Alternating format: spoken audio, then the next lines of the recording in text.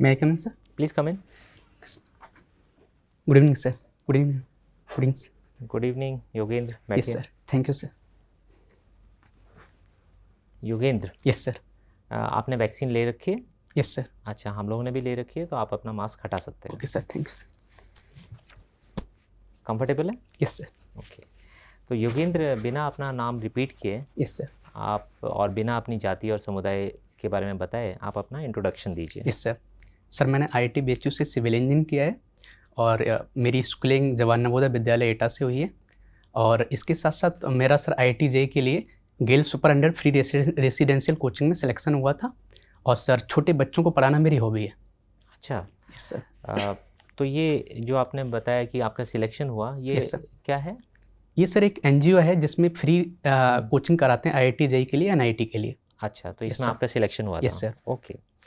और फिर आपने IIT BHU से सिविल इंजीनियरिंग Yes, की sir. पढ़ाई की. Yes, sir. तो इससे तो ये लगता है कि आपका इंजीनियरिंग में काफ़ी रुचि थी, इसीलिए आप गए. Yes sir. Ruchi means society की बात करें, जैसे मेरा घर का कंडीशन सही नहीं था तो मैं एक ऐसा कंडीशन देखना चाह रहा था जिससे मैं इकोनॉमिकली इंडिपेंडेंट बन पाऊँ. तो मुझे सर एक बीटेक एक ऑप्शन सही दिख रहा था सर. अच्छा. Yes sir. तो फिर 2017 में जब आपने बीटेक कंप्लीट की, तो Yes, फिर sir. आपने जॉब कहाँ की? सर मैंने एक स्टार्टअप में वर्क किया है. स्टार्टअप में वर्क किया है? Yes sir. कौन से स्टार्टअप में? सर इजी फ्यूचर एक स्टार्टअप था, सीनियर थे, IIT BHU के सीनियर थे. अच्छा, आपके सीनियर थे. Yes sir. तो स्टार्टअप में आपको रेगुलर सैलरी मिलती थी या मतलब आप ऐसे ही काम कर रहे थे? नहीं सर, रेगुलर सैलरी मिलती रेगुलर थी. सैलरी मिल रही थी. कितने sir. वर्ष तक काम किया आपने? सर मैंने 2 साल काम किया है. 2 साल काम किया. Yes sir. और फिर आपको उसमें अच्छा नहीं लगा? नहीं क्यों सर, छोड़ा आपने? वो स्टार्टअप सर कोलैप्स हो गया तो फिर कोलैप्स हो मुझे. गया. Yes sir. अच्छा. ओके. तो उसमें भूमिका आपकी भी रही क्या कोलैप्स में?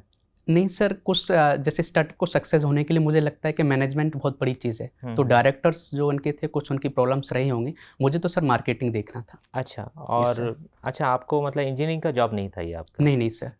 अच्छा, तो आपने इंजीनियरिंग का जॉब क्यों नहीं लिया?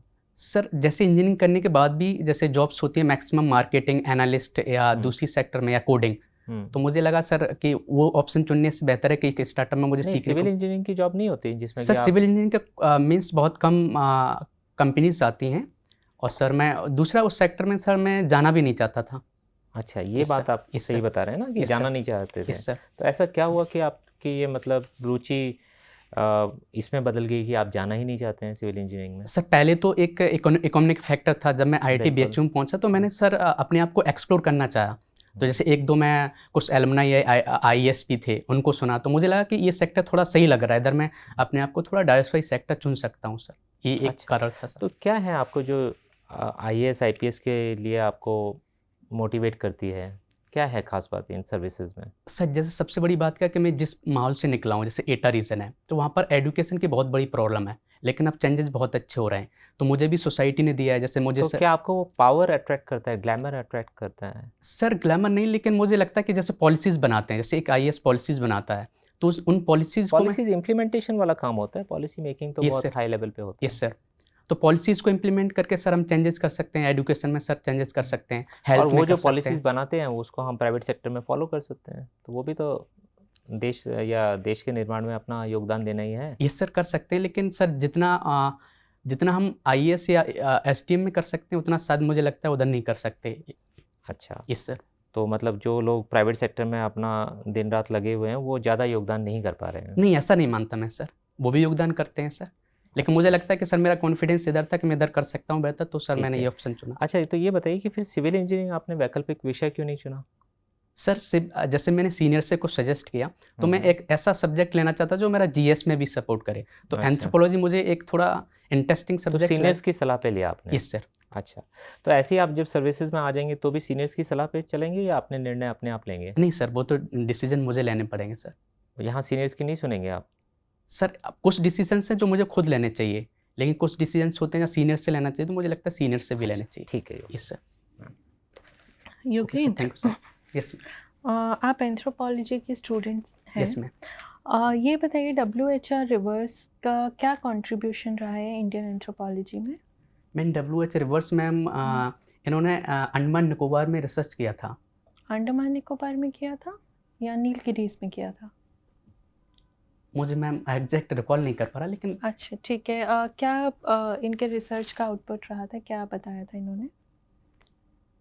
एक मैम इनका एक्सपेंडिशन भी था, शायद ऑस्ट्रेलिया के आसपास जो रीजन है उसमें एक्सपेंडिशन था, तो उन्होंने कुछ फील्ड वर्क में बहुत बड़ा योगदान किया था।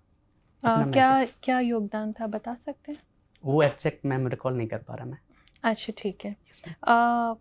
ये बताइए कि एलपी विद्यार्थी एक सेक्रेड कॉम्प्लेक्स की बात करते हैं, इसमें इसमें क्या क्या चीज़ें सेक्रेड होती हैं? मैम जैसे एलपी विद्यार्थी ने सेक्रेड कॉम्प्लेक्स में काम किया तो इन्होंने जियोग्राफी एज ए सेक्रेड लिया है, दूसरा इसमें सेक्रेड पर्सन भी लिया है, तीसरा सेक्रेटिक डिवाइन भी कुछ है इस टाइप का। 3 चीज़ों को उन्होंने सेक्रेड बताया, geography plus person plus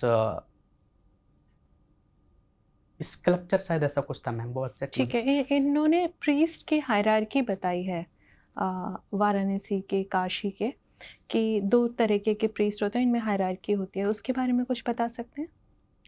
ma'am जैसे मुझे याद आया, जैसे इसमें क्या है कि सबसे पहले के जो हाई कास्ट के प्रीस्ट थे और दूसरा जो लोअर कास्ट के जो मीन्स मुर्दों को जलाते थे, तो उन्होंने ये बताया था कि दोनों में एक जो कोऑर्डिनेशन था, रिलेशनशिप थे, बहुत अच्छे थे, जो सोसाइटी को इंस्पायर कर सकते हैं। एक सोसाइटी को यहाँ से कल्चर मीन्स एक नई कल्चर सिखा सकते हैं, लोग सीखते भी हैं, ऐसा कुछ उन्होंने बोला था। उन्होंने कुछ हायरार्की की बात की थी दोनों प्रीस्ट में।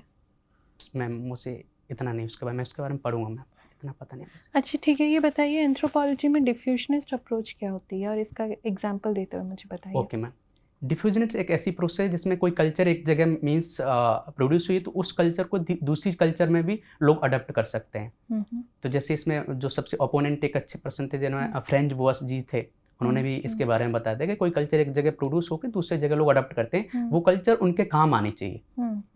इसको मैं बोलते हैं। एक एग्जांपल देख के बताइए। जैसे मान लीजिए मैम, इंडिया जैसे का। यस मैम, जैसे वेस्टर्न कल्चर का क्लोथ है, एक कल्चर था, इंडियंस ने इसको अडॉप्ट कर लिया, तो इसको मान सकते हैं डिफ्यूजन ऑफ कल्चर में। ठीक है। हम अक्सर वरियर एल्विन की बात करते हैं आइसोलेशनिस्ट अप्रोच में, वहीं घूरे कहते हैं कि अगर हम आइसोलेशनिस्ट अप्रोच अप्लाई करेंगे तो भारत में सिसेशनिस्ट टेंडेंसीज बढ़ जाएंगी। Yes ma'am. आपका क्या मानना है, कौन सा अप्रोच ठीक है, और क्या घूरे जब ये कहते हैं कि सिसेशनिस्ट टेंडेंसीज बढ़ जाएंगी वो सही कह रहे हैं? मीन्स मुझे लगता है मीन्स दोनों लोगों के जो थॉट थे वो ठीक थे। जैसे उन्होंने नेशनल पार्क एक थॉट दिया था कि हमें जितनी भी ट्राइबल्स हैं इंडिया की, वो उनको नेशनल पार्क के तहत अलग रखना चाहिए, और घुर्रे जी ने ये बोला था कि हमको ट्राइबल्स को मेन स्ट्रीम में लाना चाहिए। तो मुझे लगता है दोनों स्ट्रीम लगते हैं, तो मुझे ऐसा लगता है कि ट्राइबल्स की कल्चर को कंजर्व करना चाहिए प्लस मेन स्ट्रीम में भी लाना चाहिए। अगर हम मेन स्ट्रीम में ले आएंगे तो कंजर्व कैसे करेंगे? फिर तो डिफ्यूजनिस्ट अप्रोच से कल्चर जो है उनका डाइल्यूट हो जाएगा। मीन्स मैम, लेकिन मुझे लगता है ज़बरदस्ती उनके कल्चर को चेंज करना वो सही नहीं है, लोग खुद करना चाहते हैं चेंज, तो मुझे लगता है सही है मैम। अच्छा ठीक है। ये बताइए, आप तो बच्चों को पढ़ाने में इंटरेस्ट रखते हैं, तो स्कूल चलो अभियान एक मुख्यमंत्री योगी जी ने शुरू किया था। Yes ma'am. क्या कहाँ से शुरू किया और कौन सी डिस्ट्रिक्ट्स हैं जहाँ पे मेन फोकस है? मैम श्रावस्ती से किया है। ठीक है। और कौन सी डिस्ट्रिक्ट्स हैं जिन पे फोकस है यहाँ पे? मैम जिनका लोअर लिटरेसी रेट है, जैसे बलरामपुर हो गया, सिद्धार्थनगर हो गया, श्रावस्ती हो गया, इतना मुझे याद कर पा रहा हूँ मैं। अच्छा ठीक है। इसी के तहत एक ऑपरेशन कायाकल्प भी है, वो क्या है? मीन्स इसमें क्या मैम, जो स्कूल्स का इंफ्रास्ट्रक्चर है उसको चेंज करना है, जिससे गांव में भी जो अर्बन एजुकेशन है वैसा सिस्टम माहौल बनाया जा सके। ठीक है, ठीक है। Thank you Yogendra. Okay ma'am, thank you ma'am. Yogendra, yes sir. Yogendra मुझे बताएं कि आप एक स्टार्टअप से जुड़े थे, एक स्कीम है जिसको स्टैंड अप इंडिया भी कहते हैं। Yes sir. क्या स्थिति है उसकी? सर स्टैंड अप इंडिया में क्या था कि वुमेन एम्पावरमेंट करना था, एससी लोगों को भी एम्पावरमेंट करना था, एसटी लोगों को करना था, जिससे ये जो वल्नरेबल सेक्शंस हैं तो ये लोग भी एक स्टार्टअप में योगदान कर सके, जिससे एम्पावर्ड हो सकते हैं सर।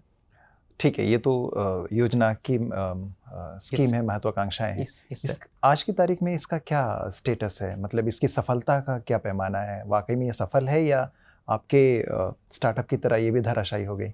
सर मुझे लगता है कि एग्जैक्ट डाटा तो नहीं पता, लेकिन ज़रूर सक्सेस हुई तभी योजना चल रही है, इसके बारे में एग्जैक्ट डाटा मुझे सर सॉरी। ठीक है, आजकल ये सुनने में आता है यूनिकॉर्न कंपनीज। Yes sir. ये क्या है? सर यूनिकॉर्न कंपनी एक ऐसी है कि जिसका टर्नओवर लगभग 6,000 करोड़ कवर 6 बिलियन कवर हो गया, उसको बोलते 6 बिलियन रुपीस? नहीं sir, 1 billion, sorry sir, 1 billion dollar sir. 1 billion dollar? Yes sir, 6,000 crore. ठीक है। Yes sir. कितने यूनिकॉर्न्स होंगे सर? अभी सर 101 जैसे मैंने पढ़ा था, जैसे जो 101 था वो फिजिक्स वाला सर। ठीक है। Yes sir. फिजिक्स वाला। Yes sir. अच्छी बात है। योगेंद्र, मुझे ये बताएं कि भारत के जो राष्ट्रपति हैं, यस सर। किस जनजाति समुदाय से आती हैं? सर संथाल ट्राइब से। ठीक है, संथाली ट्राइब से। Yes sir. संथाल परगना भी एक जगह है। Yes sir, yes sir. Santhal Pargana को संथाल इनहैबिटेशन के लिए जाना जाता है, यानी कि वो उनका होमलैंड है, kind of. Yes sir. Means sir जो 1856 में जो क्रांति हुई थी, संथाल रेवोल्यूशन, तो रिवोल्ट जो हुआ था, तो उसके बाद अंग्रेजों ने, ब्रिटिश लोगों ने उसको एक परगना बनाया था जिससे ये लोग रिवोल्ट ना करें। ठीक है, हमने ऐसा अक्सर देखा है कि औपनिवेशिक शासनकाल में यस सर, कुछ खास किस्म के जाति समुदाय को या क्लासेस को एक तरीके से अपराधी जातियों के तौर पर वर्गीकृत कर दिया गया था। Yes sir, yes sir. Anthropological study क्या बताती है कि क्या आप किसी के कलर, कास्ट या रेस को देखकर कैसे डिटरमाइन करते हैं कि क्रिमिनल कास्ट हो सकती है, और अब उसकी क्या स्थिति है उस तरीके के कानूनों की? सर आप समझ पाए? यस सर, मैं समझ गया सर। ठीक है सर, जैसे एंथ्रोपोलॉजी की सबसे अच्छी बात क्या है कि एक कल्चर रिलेटिविज्म एक थ्योरम दिया है फ्रेंच वर्स ने, जिन्होंने बोला कि कल्चर हर पर्सन की रेस्पेक्ट करनी चाहिए। उसकी जो कल्चर है वो किसी एक ऐसे स्पेसिफिक एरिया में जनरेट हुई जो उसका कुछ इंपॉर्टेंस होगा। ठीक है। तो जैसे में देखते हैं कि जैसे एक क्रिमिनल एक्ट था सर 1871 में अंग्रेजों ने बनाया था कुछ ट्राइब्स के लिए, जैसे बंजारा ट्राइब्स थी। ये लोग कुछ, उनको पहले ही से, यदि उनका बच्चा पैदा होता है, पैदा होने से पहले उनको क्रिमिनल्स बोल दिया गया था। फिर गवर्नमेंट ने सर इसमें चेंज किया कि ये गलत है उन लोगों के लिए, तो सर इसके लिए उन्होंने एक डीनोटिफाइड ट्राइब एक्ट एक पास किया था सर। ठीक है, मुझे बताएं योगेंद्र, आप तो उत्तर प्रदेश से आते हैं, और उत्तर प्रदेश में सबसे बड़ी जनजाति कौन है? उत्तर प्रदेश में सर थारू जनजाति है सर। थारू जनजाति सबसे बड़ी जनजाति समुदाय है? एग्जैक्ट नहीं सर, लेकिन टोटल स्ट्रेंथ के आधार पर सर। उत्तर प्रदेश की विधानसभा में कोई सदस्य है जो उत्तर प्रदेश की जनजाति से संबंधित भी है? सॉरी सर, इसके बारे में मुझे नॉलेज। ठीक है, उत्तर प्रदेश के कैबिनेट मिनिस्टर में कितनी महिलाएं हैं योगेंद्र? सर ये भी मुझे एग्जैक्ट नहीं पता सर। ठीक है, कितना प्रतिनिधित्व है महिलाओं का उत्तर प्रदेश की विधानसभा में? Sorry sir. ठीक है, मुझे ये बताएं कि आपने बजट देखा उत्तर प्रदेश का? किस सर, कुछ देखा। ठीक है, टोटल वॉल्यूम कितना है इस बजट का? सर इसका 6,15,000 करोड़ है। ठीक है, मैं समझ गया। मुझे बताएं कि वल्नरेबल सेक्शन के लिए कितना बजट का कितना प्रतिशत इसके लिए संरक्षित किया गया है, रिजर्व रखा गया है? सर ये भी एग्जैक्ट मुझे पता नहीं सर, इसके बारे में जाके पता करूँगा। ठीक है योगेंद्र। Yes sir. आप मुझे ये बताइए कि यूपी में कितने एक्सप्रेसवेज हैं? सर 5 है या 6 हैं? मतलब जो ऑपरेशनल की बात हो रही है। सर एग्जैक्ट मुझे सर नहीं पता। अच्छा, लेकिन नहीं 5 पता। सर अभी हाल ही में कौन से एक्सप्रेसवे का उद्घाटन हुआ है? बुंदेलखंड एक्सप्रेस। बुंदेलखंड। कितना लंबा है ये? Sir 294 kilometre. ठीक है, और आप बताइए कहाँ से कहाँ जोड़ता है, कौन से दो छोर हैं इसके? चित्रकूट डिस्ट्रिक्ट से लेके इटावा डिस्ट्रिक्ट तक। ठीक है, और मुझे ये बताइए कि जब रोड बनता है, क्योंकि आप सिविल इंजीनियर हैं, तो उसमें कैम्बर क्या होता है और क्या इसकी विशेषता है, क्यों जरूरी है ये? सर एग्जैक्ट तो नहीं पता, लेकिन कैम्बर एक कुछ स्पेस छोड़ा जाता है जिसके, सब सॉरी नहीं, मैं रिकॉल नहीं कर पा रहा हूँ सर। तो सिविल इंजीनियरिंग में आप मतलब पोर्टलैंड सीमेंट भी पढ़ा होगा आपने? Yes sir. क्या होता है पोर्टलैंड सीमेंट?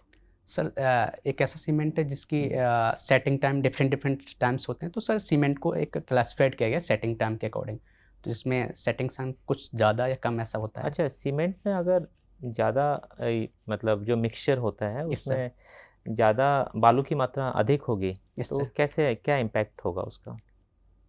सर जैसे एक रेशियो निकाला जाता है कि किस रेशियो पर सीमेंट की स्ट्रेंथ या एग्रीगेट की जो स्ट्रेंथ बनती है, तो उस स्ट्रेंथ में मान लीजिए हम सीमेंट कम कर देंगे तो उसकी स्ट्रेंथ कम हो जाएगी। बालू की हम मान लीजिए ज़्यादा प्रोपोर्शन में कर देंगे तो फिर उसका जो ड्यूरेबिलिटी वो कम हो जाएगा, जैसे हनी कॉम्ब स्टार्ट हो जाएगा या सेग्रीगेशन। कुछ सिविल इंजीनियरिंग के जो बेहतरीन नमूने हैं भारत में, वो बताइए कि जो मतलब मार्वल्स जिन्हें कहा जा सकता है। इस सर जैसे कुछ ब्रिजेस हो सकते हैं, कोई स्टैचूज हो सकती हैं, ऐसे बताइए जो आपको लगता है 2-3 कम से कम। एक तो सर हावड़ा ब्रिज हो गया, दूसरा सर अभी चेनाब में एक चेनाब रिवर पर एक आर्क बना था, ब्रिज बना था, ये भी एक अच्छा एग्जांपल है सिविल इंजीनियरिंग में। और कोई? उसका ताजमहल है। ताजमहल है, इस सर। अच्छा ठीक है, अभी आप मुझे ये बताइए कि आप ओबीसी समुदाय से आते हैं। Yes sir. ओबीसी समुदाय को सब कैटेगराइज करने की बात की जा रही है। Yes sir. तो आप बताइए कि इसमें क्या अच्छाई है, क्या बुराई है? सर मुझे लगता है कि अच्छा भी है। जैसे कुछ ऐसे ग्रुप हैं ओबीसी में जिनको जितना सपोर्ट मिलना चाहिए उतना नहीं मिल पा रहा है। कुछ जैसे तो उनको सब कैटेगराइजेशन से लाभ हो जाएगा, कोई नुकसान भी है इसका? नुकसान सर ये है कि एक तरह से कम्युनिटी को हम डिवाइड कर रहे हैं, तो वो नेगेटिव हो सकता है। कब हो सकता है कि ये ज़्यादा अच्छा है या ज़्यादा बुरा है ये? सर मुझे लगता है अच्छा ज़्यादा है कि मीन्स कुछ ऐसे ग्रुप हैं जिनका डेवलपमेंट नहीं हो पा रहा, तो हो सकता है उन लोगों का डेवलपमेंट हो जाए। आपको छोटे बच्चों को पढ़ाना अच्छा लगता है? Yes sir. तो कैसे क्या करते हैं आप? सर मैं खाली टाइम में छोटे बच्चों को पढ़ाता हूँ। अच्छा, खाली टाइम आपके पास कब मिलता है आपको? लगभग सर शाम को 6 बजे के आसपास, 6 से 7। तो और बच्चे कैसे मिल जाते हैं आपको? बच्चे सर जैसे मैं अभी पहले मैं जैसे IIT में रहता था, तो जब मैं पढ़ाई होने के बाद ओवर जैसे संडे को रहता था मेरे पास टाइम, तो एक केयू ऑर्गेनाइजेशन था, इनफॉर्मल ऑर्गेनाइजेशन था। अच्छा, उसके साथ जुड़ के आप? हाँ, तो उसके साथ मैंने पढ़ाया था। पटिया बस्ती एक थी, वहाँ पर बांग्लादेश के कुछ बच्चे थे। दूसरा अभी जैसे मैं इटावा में रहता हूँ, तो पड़ोसी कुछ लोग हैं जिनकी कंडीशन सही नहीं है, घर की कंडीशन, तो उनके बच्चों को मैं पढ़ा देता हूँ। अच्छा, एक सिचुएशन क्वेश्चन लेते हैं योगेंद्र कि आप सोचिए कि सेवा में हैं, आपके जो DM साहब हैं वो दौरे पे आते हैं आपके जहाँ भी आप तहसील में पोस्टेड हैं या ब्लॉक में। तो वहाँ जब वो आते हैं तो एक कुछ समारोह है जिसमें वो एक स्पीच देते हैं। ठीक है, स्पीच में वो कुछ फैक्चुअल मिस्टेक कर देते हैं, ठीक है, जो ऐतिहासिक चीज़ों को कुछ उल्टा सीधा बता देते हैं, कोई ईयर गलत बता दिया, इस तरीके का फैक्चुअल मिस्टेक करते हैं। और अंत में वो कुछ महिला के परिधानों के बारे में भी कुछ टिप्पणी करते हैं कि आजकल मतलब महिलाओं के साथ जो घटनाएं हो रही हैं इसके पीछे महिलाओं का पहनावा भी जिम्मेदार है। ठीक है, ऐसा वो बोलते हैं। अब आप भी वहाँ हैं, सुन रहे हैं ये सारी बात, ठीक है। इसके बाद उनका आपको वोट ऑफ थैंक्स देना है, ठीक है। तो अब जो वोट ऑफ थैंक्स आप देंगे तो आप क्या करेंगे? क्या आप उनकी बातों को करेक्ट करेंगे उनको, या उनको मतलब कैसे आप डील करेंगे ऐसी सिचुएशन में? सर मैं सॉरी सर बता सकते किस पोस्ट पर हूँ सर? ये मैं आप उनसे जूनियर हैं? Yes sir. तो सर जैसे यहाँ कंडीशन ये है कि मीन्स कोई सोचिए कि आप SDM हैं, वो DM है। Yes sir. जैसे मुझे लगता है कि कोई हिस्टोरिकल डाटा गलत हो जाना तो ये एक ह्यूमन मिस्टेक है, इसमें कोई बहुत बड़ी बात नहीं है। लेकिन कमेंट करना किसी एक स्पेसिफिक ग्रुप पर, एक वुमेन के ऊपर, ये मुझे लगता है गलत है, और ये गलत चीज़ें भी प्रमोट कर सकता है। तो मुझे हो सकता है कि सर वहाँ मतलब उन्होंने ऐसी कोई गलत बात नहीं बोली, उन्होंने ये बोला कि जो आजकल बड़े ज़्यादा अपराध हो रहे हैं महिलाओं के खिलाफ, उसमें कहीं ना कहीं उनका पहनावा भी एक वजह है। आपत्तिजनक है क्या ये? यस सर, आपत्तिजनक है। क्यों सर? आपत्तिजनक ये कि आप किसी के क्लोथ्स पर नहीं कुछ बोल सकते, उनको आप फंडामेंटल राइट्स पर कुछ भी पहने एक तरह से, तो मुझे गलत है। लेकिन सर मुझे वहाँ पर कैसे एक्शन लेनी है वो उसके बारे में सर मुझे सोचना पड़ेगा कि मीन्स हम डायरेक्ट वहाँ विरोध करते हैं तो एक तरह से हम अपने सीनियर्स के लिए उनका एक सोसाइटी में रेस्पेक्ट नहीं रहेगा, मीन्स लोग उसको ऑबे नहीं करेंगे, तो ये गलत है। तो मुझे लगता है इस चीज़ को दूसरी तरीके से मुझे तो आप पर्सनली उनसे बात करेंगे? हाँ, पर्सनली सर कर सकते हैं। अच्छा, ठीक है। ठीक है योगेंद्र, आपका इंटरव्यू समाप्त होता है, आप जा सकते हैं। Sir, thank you sir, thank you ma'am, thank you sir.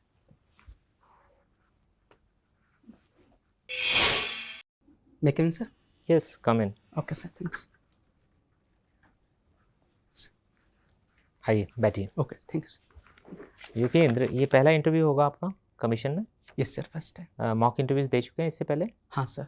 अच्छा, तो वहाँ से आज का परफॉर्मेंस कैसा रहा आपका कंपैरिजन में? ठीक था, लेकिन सर ने कुछ मुझे मिस्टेक्स लगी कि यूपी के बारे में डाटा मुझे पढ़ना पड़ेगा। हाँ, थोड़ा सा वो आप ब्रशअप करेंगे, वो हम लोगों को लगता है। ठीक है, ओवरऑल देखिए आप अच्छे कैंडिडेट हैं, मतलब सारी चीज़ें आपके फेवर में जाती हैं।